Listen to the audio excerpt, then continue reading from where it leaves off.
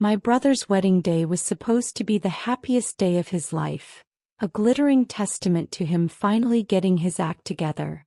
But it ended with my husband in handcuffs, my family's furious faces illuminated by the spinning red and blue police lights, and the devastating realization that I was expected to choose between my sanity and my blood. I, a 34-year-old woman named Emily, have always lived by the unshakable, suffocating mantra of family first, a doctrine drilled into my psyche since I could first understand words. It was the cornerstone of my parents' worldview, a beautiful idea in theory but a destructive force in our reality, meaning I was to sacrifice my own desires, my time, my money, and my peace of mind for the sake of my younger brother Jake, who is 29 and has perpetually been the golden child in their eyes. Growing up, our roles were cast in stone from the very beginning. I was the responsible one, the supporter, the fixer, the unofficial cleanup crew for Jake's endless stream of messes. He was the charismatic, spontaneous, and ultimately reckless son who could do no wrong in my parents' adoring gaze. I remember one specific Christmas. I had saved my allowance for months to buy a beautiful porcelain doll I'd coveted in a toy store window. Jake, envious of the attention it garnered, accidentally knocked it off the shelf, shattering it into 100 pieces. My tears were met not with comfort, but with a gentle, chiding lecture from my mother. "You should have known better than to leave it where your brother could reach it, sweetie. He's just a lively boy. We'll get you a new one someday." Someday never came. The lesson, however, did. My possessions, my feelings, my achievements were always secondary to Jake's whims and well-being. If he forgot his homework, I was the one biking back through the rain to his school to retrieve it, even if it made me late for my own piano lesson. He crashed the car they generously gifted him for his 17th birthday.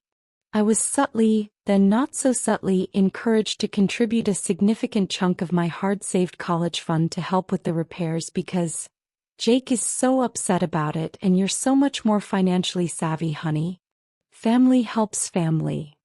I loved my brother with the fierce, complicated love of an older sister, but I watched him learn to skate through life on a disarming smile and empty promises, secure in the knowledge that our parents would forever be his unwavering, doting safety net, and that I was an extension of that net.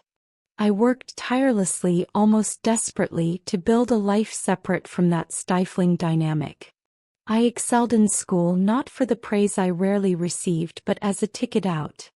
I went to college, built a solid career in marketing, and most importantly, married a wonderful, grounding man named Dan who is 36. Dan is the rock in my life, steady, kind, logical, and fiercely principled. He's a structural engineer, a man whose world is built on immutable facts, precise calculations, and unwavering integrity.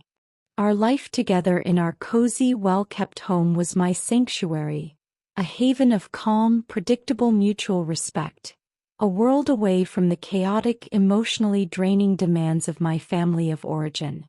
Yet the demands never truly ceased. They simply evolved into adult-sized crises. There were loans for Jake's various failed business ventures, a food truck that never got a permit, a graphic design gig that ended when he missed all the deadlines. There was co-signing for apartments he could barely afford the rent on, leading to frantic calls when he was short. There were the extended stays in our guest room, the just-a-week visits that stretched into months after one of his many dramatic, self-inflicted breakups. My parents' refrain was a constant, guilt-laden echo in my ear. Family helps family, and you're so much more stable than he is. He just needs a little help to get on his feet. Over the years, bolstered by Dan's quiet support, I'd started to build gentle, wobbly boundaries. I stopped giving money after the loans, totaled well over 5 figures with no hope of return. My parents saw this not as an act of necessary self-preservation, but as a profound betrayal of the family code. The latest and most severe crisis revolved around Jake's wedding. He'd met Sarah, a genuinely sweet, seemingly grounded woman who, for reasons I couldn't fathom, saw the diamond in the rough that was my brother. After a whirlwind 6-month romance, filled with grand romantic gestures Jake couldn't afford, they were engaged. My parents were ecstatic. Finally, their beloved Jake was settling down, becoming a family man. The wedding planning, however, quickly spiraled into a nightmare of entitlement and financial irresponsibility. Jake, with his typical lack of foresight and a desperate need to keep up appearances, had promised Sarah a grand fairy tale wedding, a lavish affair at a prestigious, exclusive country club that was astronomically beyond his means. My parents, of course, immediately pledged a huge portion of their retirement savings to cover the bulk of it, but even that wasn't enough. There was still a significant, daunting shortfall for the extravagant florist, the premium live band, and the top-shelf open bar. About a month before the wedding, the pressure campaign began in earnest. "Dan does so incredibly well for himself," my father mentioned casually but pointedly during one of our tense Sunday dinners, his eyes not meeting mine. "And this is for his only brother-in-law. It's a once-in-a-lifetime event. It's an investment in family." My mother, her eyes already glistening with preemptive tears, added her emotional weight. "We can't let Jake look like a failure in front of his new in-laws. What will Sarah's family think of him?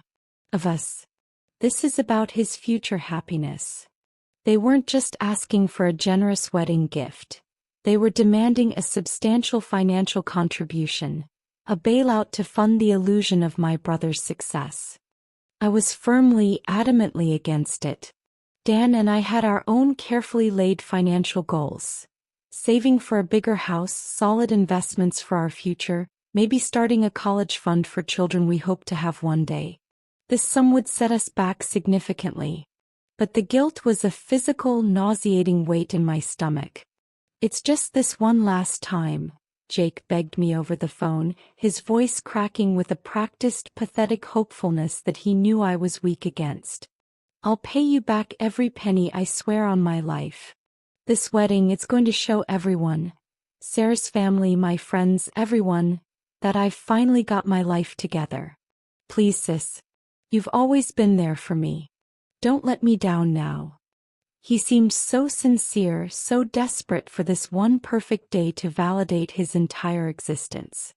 After weeks of relentless pressure, of seeing the deep lines of anxiety on my parents' faces and the pathetic hope in my brother's eyes, I felt my resolve crumbling. The good daughter programming was too strong.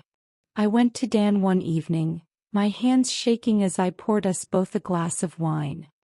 He listened silently, his expression growing increasingly stony. "Emily, this isn't a gift. This is a ransom payment," he said finally, his voice tight with a mixture of frustration and concern for me. "And it's enabling the exact irresponsible Fantasyland behavior we've always criticized. We're not helping him. We're paying for the set of a play where he gets to star as a responsible adult for a day. But he loved me and he saw how deeply the family conflict was tearing me apart, how the guilt was eating me alive.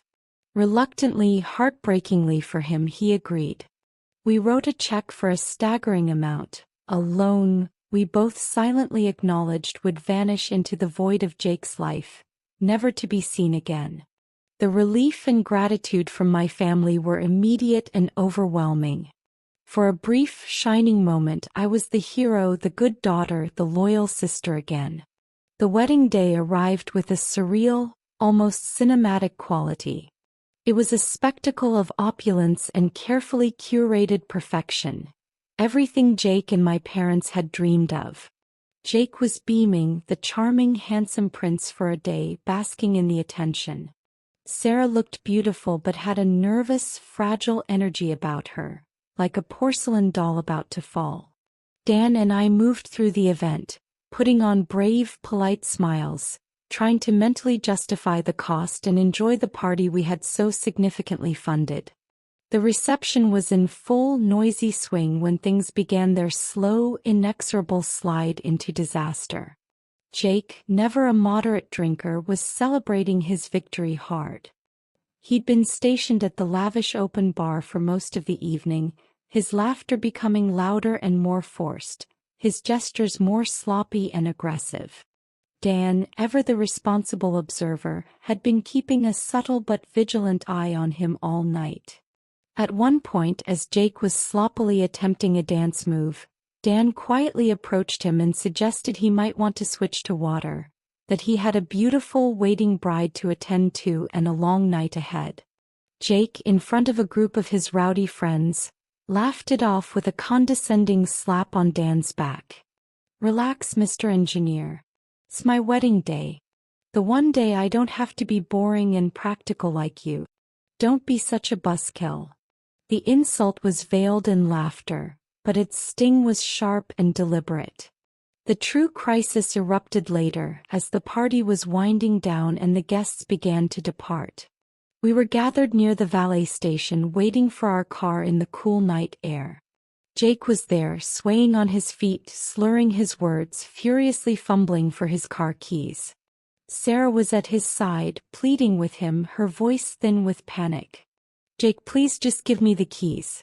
Let me drive. We can get your car tomorrow." Dan stepped in again, this time his voice firm and leaving no room for argument. It was the same tone he used on a construction site when safety was compromised. "Jake, that's enough. Give me the keys." "No. You are in no state to drive. You'll kill yourself or someone else." What happened next was a horrifying blur that has replayed in my mind 1,000 times. Jake's charming, celebratory facade shattered completely. The immense pressure of the day, the alcohol, the underlying lifetime of resentment towards Dan's stability and my perceived superiority, it all boiled over into a toxic, violent rage. "You're not my father," he snarled, his face contorting into an ugly mask I'd never seen before. He shoved Dan hard in the chest, causing him to stumble back a step. "You think you're better than me because you have money? You think you can buy my wedding and now you own me? That you can tell me what to do?" Dan, caught off guard by the physicality, regained his balance but held his hands up, refusing to retaliate. "Jake, calm down. I'm not fighting you. I'm just trying to stop you from doing something stupid." "Stupid?" Jake laughed, a bitter, hollow sound that cut through the night. "You calling me stupid? I don't need your help. You and my perfect sister, always looking down on me from your perfect little life." Then with a guttural yell he took a wild, drunken swing at Dan's head. Dan, a former high school wrestler, instincts kicking in, deflected the punch and, in one fluid, controlled motion, twisted Jake's arm behind his back, using his own body weight to subdue him against the side of the valet podium. It was a defensive restraint, designed to neutralize the threat without throwing a punch of his own. But from a distance, in the chaotic shadows of the parking lot, the scene looked violently different. A piercing scream ripped through the air. It was my mother who had just walked out with my father. She saw only the final frame. Dan with his arm locked around her son, Jake's face contorted in genuine pain and fury as he struggled against the hold. "He's attacking Jake," she shrieked, her voice raw with hysteria. "He's hurting him. Somebody help." Chaos erupted instantly. My father, his face purple with fury and protective instinct, started yelling at Dan, "Get your hands off my son, you bastard. Let him go." Other guests gasped and crowded around. Someone from the country club staff, seeing the commotion, called the police. In the confusing melee, with everyone shouting over each other, when the police officers arrived minutes later, they were met with a scene they could easily misinterpret. A disheveled, crying, victimized Jake being comforted by his hysterical mother, a furious father pointing fingers, and a calm but physically restraining Dan. My parents, in their blind, hysterical state, immediately painted Dan as the unprovoked aggressor, the jealous, controlling brother-in-law who had violently ruined the wedding. Despite my frantic, tearful explanations, despite Sarah trying to stammer out the truth that Jake had swung first, the police, faced with the vehement, unified account of the bride and groom's parents, made a decision. They separated Dan, placed him in handcuffs, and put him in the back of a patrol car. I will never, for as long as I live, forget the sight of my husband, my kind, steady, rational husband, being treated like a criminal.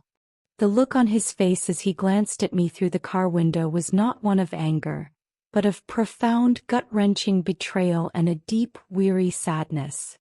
And my brother, the actual instigator, was being wrapped in a blanket and comforted by my parents, the tragic hero of his own disastrous story. The immediate fallout was a special kind of hell. At the police station it took hours, endless, agonizing hours, to get Dan processed and released. The only thing that saved us from a formal charge was a clear, unequivocal statement from a young valet attendant who had witnessed the entire altercation from start to finish. He corroborated our story, confirming that Jake had been the clear aggressor, had thrown the first punch, and that Dan had only acted to restrain him defensively.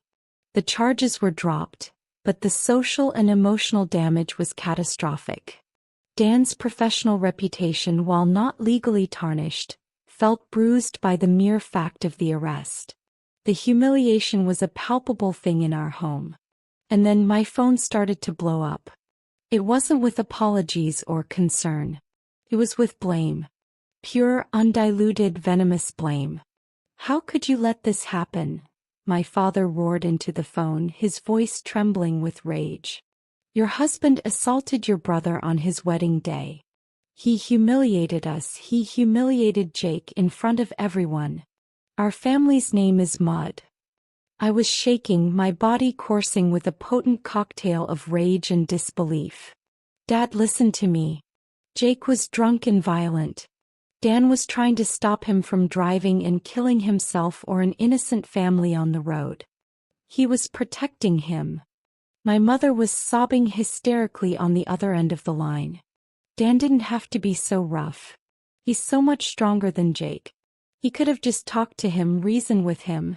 Now Jake is devastated, his wedding night is ruined, his marriage is starting under this dark cloud. You need to fix this, Emily. You need to make Dan apologize to Jake publicly to clear his name." I actually laughed, a hollow, broken sound that scared even me. "Apologize? Mom, Dan spent the night in a jail cell because of Jake's disgusting behavior and your lies. You owe him an apology. You all owe him a massive, groveling apology for what you've done." That's when the final, soul-crushing ultimatum came. My father's voice dropped, becoming cold, flat, and terrifyingly final. "Emily, if you and your husband cannot support and apologize to your brother after this travesty, if you continue to side with him over your own flesh and blood, then don't bother calling us. We don't need a daughter who chooses her husband over her own family. Blood is thicker than water, remember that." The words were a physical blow, knocking the air from my lungs. A lifetime of programming, of conditioned obedience, screamed at me to give in, to smooth things over, to be the peacemaker at any cost, to sacrifice my husband's dignity on the altar of family harmony. But in that moment, looking across our quiet kitchen at Dan, sitting silently at the table, the shame and anger and exhaustion etched into every line of his face, something in me finally, irrevocably broke. This wasn't about family. This was about their blind, pathological allegiance to Jake, no matter how destructive, dishonest, or violent he became. They were willing to throw my husband, and by extension me, under the bus to preserve their fantasy of their perfect son. A strange, powerful calm settled over me. "So be it," I said, my voice surprisingly steady and clear, devoid of the tears I knew would come later. "If your love for me is conditional on me accepting this absolute insanity, on blaming an innocent man for your son's failures, then I guess I'm not your daughter anymore. And before he could respond, before I could second-guess myself, I pressed the button to end the call. The silence in the room after I hung up was the loudest, most profound sound I had ever heard. That was the final, unbridgeable chasm. In the days that followed, the war moved to social media, where Jake posted a long, dramatic, and vague message about being betrayed by those you trust the most, and truly learning who your real family is in your darkest hour. He didn't name names, but the target was glaringly obvious. My parents didn't call. Their silence was a weapon, and it was deafening. I was utterly torn apart by guilt and doubt. Had I caused this entire catastrophe by pressuring Dan to give the money? Had my weakness, my inability to say no, set the stage for this disaster? Had I, in my desire to be the good sister, ultimately betrayed my husband? Dan was my unwavering rock through it all, holding me at night when I woke from nightmares, assuring me over and over that we had done nothing wrong, that the line had to be drawn somewhere, even if it was a painful, bloody line. But the family-first poison was deep in my veins, and the withdrawal was agonizing. A week after the wedding, I received a tentative, unexpected text. It was from Sarah, Jake's new wife. "Emily, can we talk? Alone. I need to tell you something." We arranged to meet at a quiet, out-of-the-way coffee shop. She looked exhausted, her eyes puffy and her shoulders slumped. "I'm so sorry," she began the moment she sat down, her voice trembling. "For everything. The wedding, the arrest. I was in such shock that night. I should have spoken up louder, clearer. I was just scared." She then confessed things to me that painted an even darker picture of the events leading up to the wedding. The pressure for the perfect, lavish wedding had come almost exclusively from Jake and my parents. He'd been deeply in debt even before the engagement, she revealed, and he saw this over-the-top wedding as a way to prove his success to the world and to himself. The confrontation with Dan wasn't just about the drink. Jake had been secretly seething for weeks about the charity from us, feeling emasculated and resentful. And the alcohol had simply uncorked that festering bitterness. "He's not the man I thought he was," Sarah whispered, fresh tears streaming down her face. "Your parents, they just enable him. They live in this complete fantasy world where Jake is a perpetual victim and can do no wrong. They're already blaming me for not being supportive enough during the altercation." She was already staying with a friend and was seriously considering an annulment. Talking to Sarah was a painful but crucial revelation. It wasn't just me. I wasn't crazy. The family dynamic was profoundly sick, toxic, and it was destroying everyone who got too close, including this sweet, naive woman who had just wanted to love my brother. I thanked her for her courage and honesty and wished her well, a sense of grim solidarity passing between us. It was a small, bittersweet validation in an ocean of betrayal. Armed with this new clarity and a fragile sense of resolve, I decided to send one final comprehensive email to my parents. I wrote that I loved them and that I would always cherish the good memories, but I could no longer participate in a relationship where I was expected to sacrifice my husband's dignity, our financial security, and my own mental well-being for the sake of Jake's fragile ego and their denial. I told them that my door would always be open for a relationship based on mutual respect, accountability, and love, not on demands, blame, and toxic favoritism. I told them I was choosing my family, the one I had built with Dan, a family founded on truth and respect. I received no reply. Their silence was their answer. Months have passed now. The silence from my family remains absolute and unbroken. I heard through a distant cousin that Jake and Sarah are officially separated and heading for divorce. My parents, in a staggering feat of mental gymnastics, are apparently blaming Sarah for abandoning him in his time of need, and for not being a supportive wife. The irony is so thick it's suffocating. I finally took Dan's and my own advice and started therapy, which has been an instrumental life-changing process in untangling the deep-seated knots of guilt and obligation my family had tied in me. I'm learning to reprogram the good daughter software that was installed in my childhood. My marriage to Dan is stronger and more profound than ever. Going through that fire together and choosing each other unequivocally forged a deeper, more resilient bond between us. We've built a peaceful, happy, and authentic life together. A family of two that operates on a foundation of unwavering respect, open communication, and healthy love, completely free from manipulation and fear. Do I miss my parents? Some days the grief hits me with a physical force and I miss the idea of them terribly. I mourn the healthy, supportive family I always wished I had but never did. But I do not miss the constant low-grade anxiety, the feeling of walking on eggshells, the relentless, draining pressure to fix the unfixable and bear responsibility for a grown man's life. I finally truly understand that family first should never mean family always at your own expense. Sometimes, the healthiest, bravest, and most necessary thing you can do for yourself and the family you've consciously chosen to build is to lovingly, firmly, and finally let the toxic one go. And for the first time in my 34 years, I am truly deeply at peace with that.